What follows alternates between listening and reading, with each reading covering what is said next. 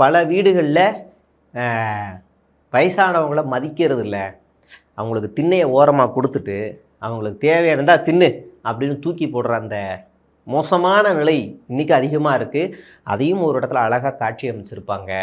ஒரு பணக்கார ஃபேமிலி மாதிரி ஒரு ஃபேமிலி ஆம்புலன்ஸ் நடுவில் நிற்கும். அந்த ஆம்புலன்ஸில் ஒரு அம்மா உயிருக்கு போராடிக்கிட்டு இருப்பாங்க. டைம் ஆகுதுன்னு ஆம்புலன்ஸ் டிரைவர் கண்டுக்காமலே நிற்பார். என்ன நிற்கிறாருன்னு அப்போ நம்ம பாலசரவணன் அவர் உள்ளே வந்து என்னையா போய் ஆம்புலன்ஸு அம்மா துடிச்சிட்டு இருக்காங்க போயான்னு அவர் புரியாது. அவர் வந்து ஆஸ்பத்திரிக்கு போகிறது தான் அவங்க கெஞ்சுறாங்கன்னு நினச்சிக்கிட்டு இருப்பாங்க. கடைசியில் பார்த்தா நல்ல நேரத்தில் அவங்க உயிரை எடுக்கணும், அவங்க ஆக்சிஜனை கட் பண்ணணும். அதுதான் அவங்க கேட்டுக்கிட்டு இருக்கிற கோரிக்கை அந்த குடும்பத்தை சேர்ந்தவங்க.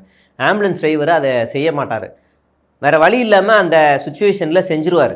அப்புறம் இறங்கி வந்து சொல்லுவார், வயசானவங்க அம்மாக்கள் யாருமே பசி பட்னி வறுமை அதுக்காக குழந்தைய கொள்வது கிடையாது. ஆனால் பிள்ளைங்க வறுமை அப்படின்னு சொல்லி அம்மா தாத்தா பாட்டி அப்போ எல்லாரையுமே கொள்றதுக்கு தயங்க மாட்டாங்க. அது ஒரு புனிதமாக வேறு செய்வாங்க. அது வந்து எப்படி இருக்கும்? நாங்கள் எங்களை பொறுத்த வரைக்கும் என்னென்னா, ஆஸ்பத்திரியில் முடியாது வீட்டுக்கு கூட்டு போயிருங்கன்னு சொல்லிட்டாங்கன்னா முடிஞ்ச அளவுக்கு அந்த அவங்க உயிர் போகிறத அவங்க வீட்டுக்குள்ளே வச்சுருவோம். அவங்க வீட்டுக்குள்ளே கொண்டு போய் அவங்க வாழ்ந்த வீட்டில் உயிர் போச்சுன்னா அவங்க சந்தோஷமாக போவாங்க.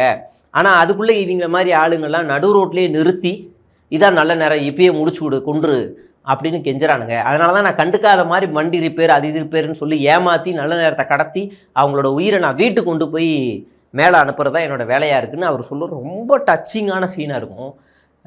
பணம் ஒரு மனுஷனுக்கு சந்தோஷத்தை தருமா அப்படின்னா தெரியாது, ஆனால் மரியாதையை தரும் அப்படின்ற ராதிகா மேடமோட அந்த டைலாக் கூட அந்த படம் அழகாக முடியும்.